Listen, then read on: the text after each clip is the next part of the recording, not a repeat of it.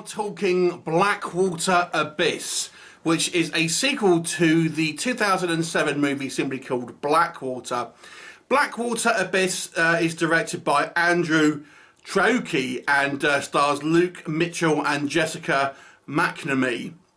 Now, this movie had the same, or one of the same producers as 47 Meters Down Uncaged, which was the sequel to 47 Meters Down. Now, why do I mention that? Because this movie has practically the exact same plot as 47 Meters Down Uncaged. It features a group of friends that decide they're going to go explore this cave, this undiscovered cave ultimately, get trapped by a kind of landslide ultimately, they're trapped in this cage, and they are in this cave even, and they are there with a aquatic predator. It's the same plot. Now, why is that important, I would say? Well, 47 Meters Uncaged was made for twice the budget of the original, but made nearly a third less in terms of box office. It was also critically mauled.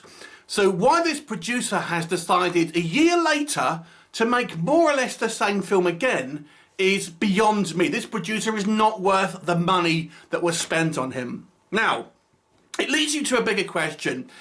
If a film is so derivative of another, should you, at that point, should you criticise the film for that? Or should you really base the film off its own merits? I feel because this movie is so derivative of, 47 Meters Uncaged, which itself was derivative of maybe movies like The Descent. I feel that there's going to be a lot of criticism levied at this movie for that. And although I will incorporate that, I have to think, like, you have to judge the product on its own merits, because someone might never have seen them. It's a little bit like when people they'll review a movie badly because the trailer gave away too much. And it's like, the trailer is nothing really to do with the quality of the movie. You have to kind of take it out. You can't dismiss the movie because it gave away stuff in the trailer. That should not affect the score of the movie, if that makes sense. Anyway, so that's basically the plot premise. We have a group of friends, 5 friends, explore this kind of newly discovered underground cave, and when they're in there, there of course is a killer crocodile, and they are trapped. Now, the original Blackwater movie was actually based on a true story.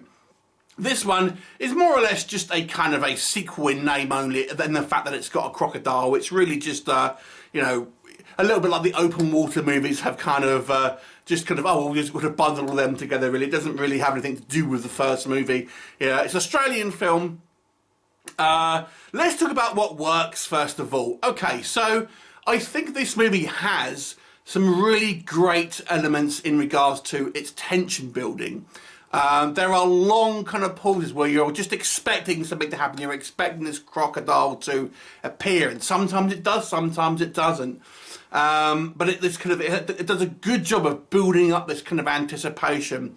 I also think, very much like kind of like The Descent and kind of movies like that, having these movies set in an underground cave system gives it a very claustrophobic feel to it, because there's only so many ways you through the eyes of the protagonists can kind of really go.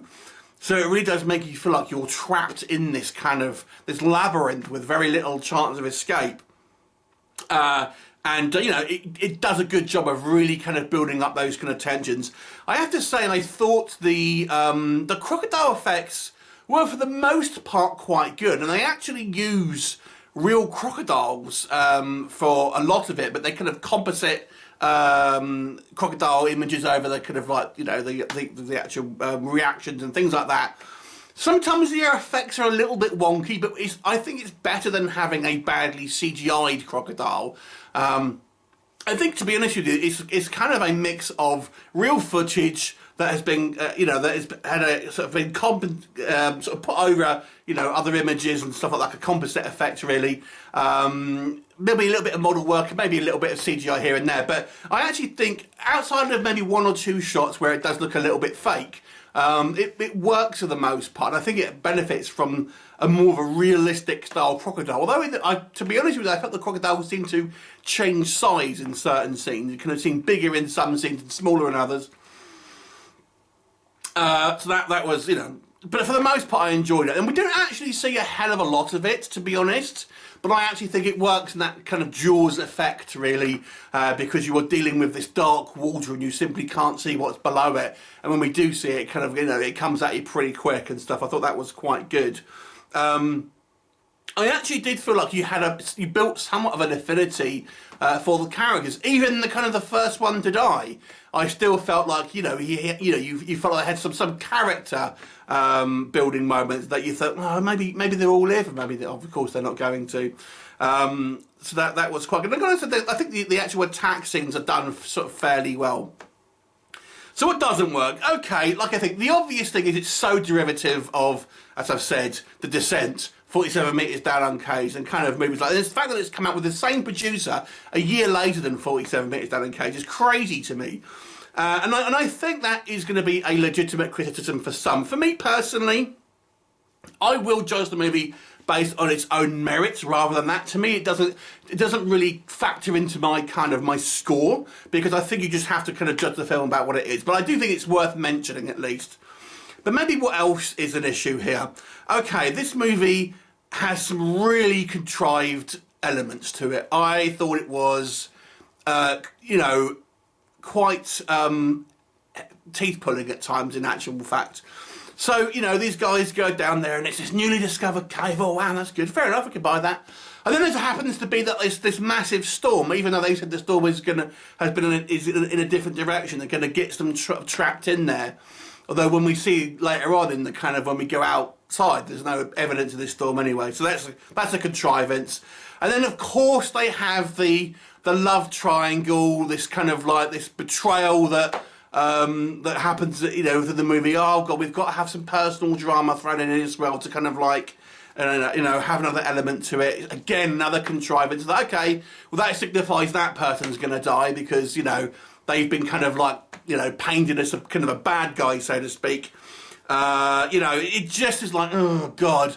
And then I have to say, the movie has this tacked on ending, is the best way, without kind of spoiling it.